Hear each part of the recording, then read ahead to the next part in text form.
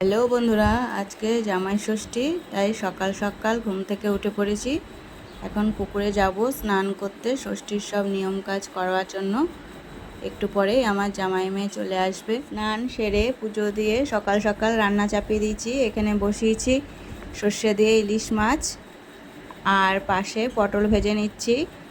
4 রকমের ভাজা ভাজা হয়ে গেছে, আর পটল ভাজলেই আমার হয়ে যায়। তো বন্ধুরা, আমি আমড়া দিয়ে টক ডাল রান্না করে ফেলেছি।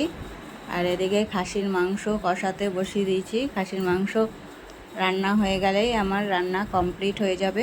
রান্না কমপ্লিট করে এসে বাবু স্নান করে এসেছে। এখন বাবুকে আমি ষষ্ঠীর নিয়ম কাজ করছি। আমাদের মধ্যে সুপারির খোলের মধ্যে দিয়ে ষষ্ঠী নিয়ম করতে হয়। আবার অনেকের মধ্যে পাখাতেও ষষ্ঠী করে। কার কার মধ্যে পাখাতে ষষ্ঠী আছে একটু কমেন্টস করে জানিও, আর কার কার মধ্যে সুপারির খোলে আছে সেটাও জানিও। বাবুকে ষষ্ঠীর নিয়ম করবার পর এদিকে জামাই মেয়ে ঢুকে গেছে। জামাইকে আর মেয়েকে ষষ্ঠীর নিয়ম করে নিচ্ছি।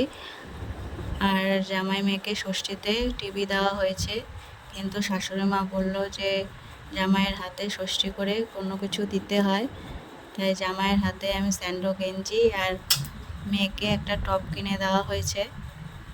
কেউ কিছু ভেবো না যে জামাইকে ষষ্ঠী করে স্যান্ডো গেঞ্জি দেওয়া হয়েছে বলে। জামাই আর মেয়ে ষষ্ঠীতে এসে আমাকে দিয়েছে শাড়ি আর ব্যাগ, আর বাবাকে দিয়েছে টার্টেল থেকে শার্ট। এই শাড়ি, ব্যাগ আর শার্ট কীরকম হয়েছে তোমরা কমেন্টস করে জানিও।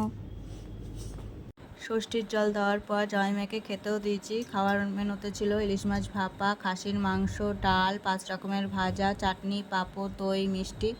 মেয়ে সোফা থাকতেও নিচে বসে গেছে। কাজের ফাঁকে তোমাদের সাথে এটুকু শেয়ার করলাম।